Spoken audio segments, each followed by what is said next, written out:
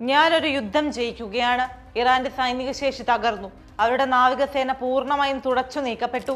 US-ന്റെ ഇറാനുമേലുള്ള ഉപരോധം ഇറാനെ സാമ്പത്തികമായി തകർക്കുകയാണ്. ഒരു കരാർ ഉണ്ടാകുന്നത് വരെ ഉപരോധം തുടരും. ട്രംപ് സമൂഹ മാധ്യമമായ ട്രൂത്ത് സോഷ്യലിൽ കുറിച്ച വാക്കുകളാണ്.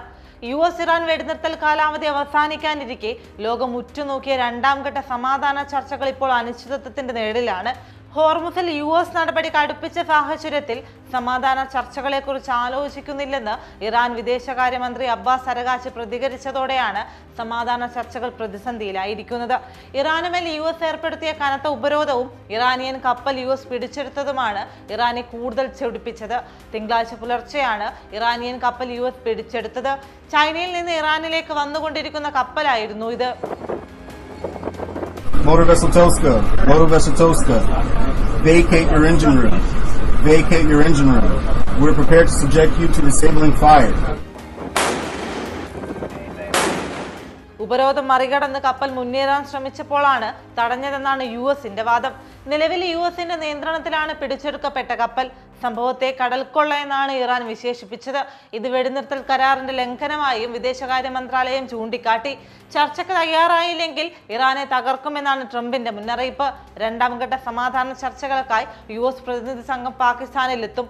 എന്നാൽ ഭീഷണിപ്പെടുത്തിയും സമ്മർദ്ദത്തിലാക്കിയും ഇറാനെ കീഴ്പ്പെടുത്താൻ നോക്കണ്ടെന്നാണ് ഇറാനിയൻ അധികൃതർ പ്രതികരിച്ചത്. സമാധാന ചർച്ച എന്ന പേരിൽ ഇറാനെ കീഴടങ്ങൽ ചർച്ചയ്ക്കാണ് US വിളിക്കുന്നത്.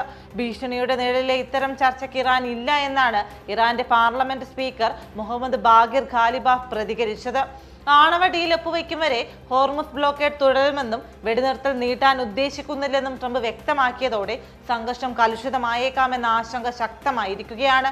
യുദ്ധം അവസാനിപ്പിക്കാൻ മധ്യസ്ഥത വഹിക്കുന്ന പാകിസ്ഥാന്റെ സംയുക്ത സൈനിക മേധാവി അസിം മുനീർ അഭ്യർത്ഥിച്ചിട്ടും വാശി കൈവിടാതെ നിലകൊള്ളുകയാണ് US പ്രസിഡന്റ് ഡൊണാൾഡ് ട്രംപ്.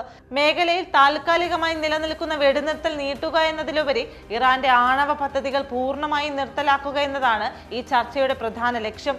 ഇറാനുമായുള്ള സംഘർഷം പരിഹരിക്കുന്നതിനായി ഇറാന്റെ ഉന്നത നേതാക്കളുമായി നേരിട്ട് കൂടിക്കാഴ്ച നടത്താൻ താൻ തയ്യാറാണെന്നും ട്രംപ് അറിയിച്ചു. പാകിസ്ഥാൻ പ്രധാനമന്ത്രി ഷഹബാസ് ഷെരീഫിന്റെയും കരസേനാ മേധാവി അസിം മുനീറിന്റെയും നേതൃത്വത്തിൽ അതീവ സുരക്ഷാ മേഖലയായ റെഡ് സോണിലാണ് ചർച്ചകൾ ഒരുങ്ങുന്നത്. ഏപ്രിൽ 11, 12 തീയതികളിൽ നടന്ന ആദ്യഘട്ട ചർച്ചകൾ പരാജയപ്പെട്ട പശ്ചാത്തലത്തിൽ ഇപ്പോൾ നടക്കുന്ന നീക്കങ്ങളെ ആഗോള സമൂഹം അതീവ പ്രാധാന്യത്തോടെയാണ് കാണുന്നത്.